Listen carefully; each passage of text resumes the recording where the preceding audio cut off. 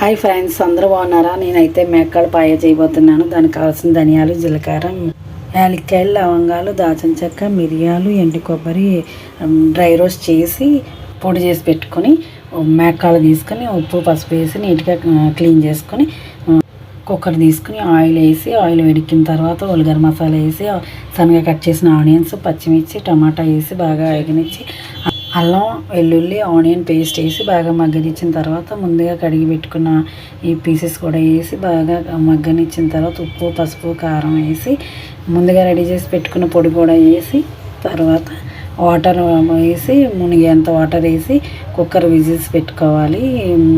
7 లేదా 8 విజిల్స్ వచ్చే వరకు ఉడికించుకున్న తర్వాత ప్రెషర్ పోయిన తర్వాత తీసి కొత్తిమీర, పుదీనా వేసి సర్వ్ చేసుకుంటే టేస్టీ మేకాల పాయ రెడీ.